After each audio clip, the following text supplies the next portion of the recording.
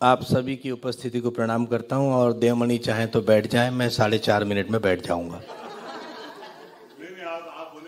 हम लोग जब भाई हरि मृदुल पूरन पंकज में जब अंतिम विदाई देने कब्रिस्तान गए थे निदा साहब को, तो हम में कोई बात ही नहीं, शब्द ही नहीं फूट रहे थे मुंह से। शायद सबके जहन में एक ही शेर चल रहा था कि जिसने कहा था मेरा बहुत लंबा सफर है, जंजीर खींचकर वो मुसाफिर उतर गया। ऐसे जिंदा दिल आदमी की सेंचुरी की कामना तो हम सब करते थे। भाभी यहाँ बैठी हैं, निदा साहब ने सैकड़ों वादे निभाए होंगे आपके, लेकिन ये वादा वो तोड़ कर गए, उन्होंने सेंचुरी नहीं मारी। मैं उन लोगों को सौभाग्यशाली मानता हूँ जो ऐसे आयोजनों सभाओं के अलावा प्राइवेट महफिलों में भी निदा साहब के साथ बैठ पाए। मेरे लिए उनके साथ बैठना, भाई हरि मृदुल, आजकल अटल, पूरन पंकज, कितने नाम में गिनाऊं कि कभी भी फोन करो तो आ जाओ, क्या कर रहे हो, मारवाड़ी हो, कुछ बेच रहे हो, मैंने कहा नहीं, खरीद रहे हो, मैं कहा नहीं, तो आ जाओ। अब तो ऐसा बोलने वाला कोई जीवन में रहा ही नहीं।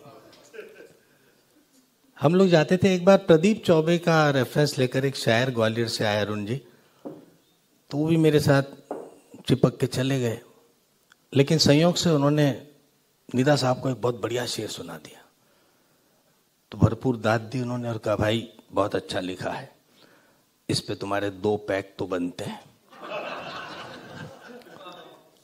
अब उसने गर्दन झुका ली, बोले सर मैं ड्रिंक नहीं करता। बोले पक्का? बोले हाँ।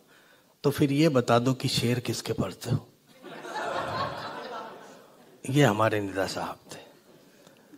मुझे तो ये मानने में कोई बल्कि गर्व होता है कि मैं जब भी ऐसी महफिलों में बैठा हूँ, निदा साहब तो इतने बड़े शायर, कितना बढ़िया सोचते थे, और कहन उनकी और कहने का तरीका सब कुछ लाजवाब।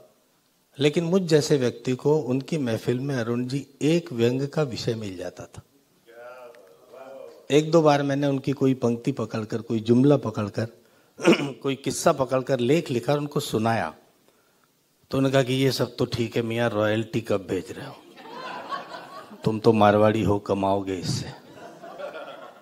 और कई बातें, एक बार हम लोग पुणे से लौट रहे थे, उन्होंने जिद की कि रात में ही चलते हैं, सुबह कहीं उनको जाना था, जल्दी फ्लाइट पकड़नी थी। हम लोग, पुराना रास्ता था तब, एक्सप्रेस हाईवे बना नहीं था, तो हम 3-4 लोग कार में निकले, पुराने रास्ते से आ रहे हैं, तो उस समय स्ट्रीट लाइट बड़ी गड़बड़ हुआ करती थी मुंबई पुणे रोड की।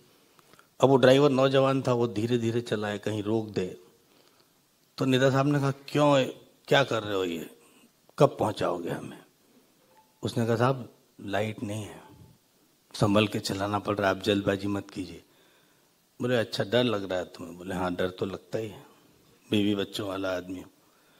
तो बोले आंखें बंद करके चलाओ।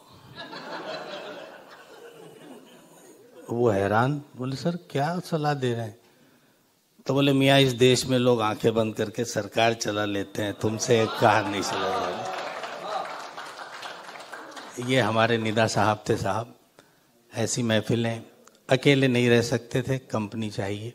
बहुत सारी यात्राएं, बहुत सारे संस्मरण हैं, लेकिन मैं बिल्कुल नहीं चाहता कि देवमणि मेरे दाएं आकर खड़े हो जाए। आपने मुझे सुना, इसके लिए बहुत बहुत धन्यवाद।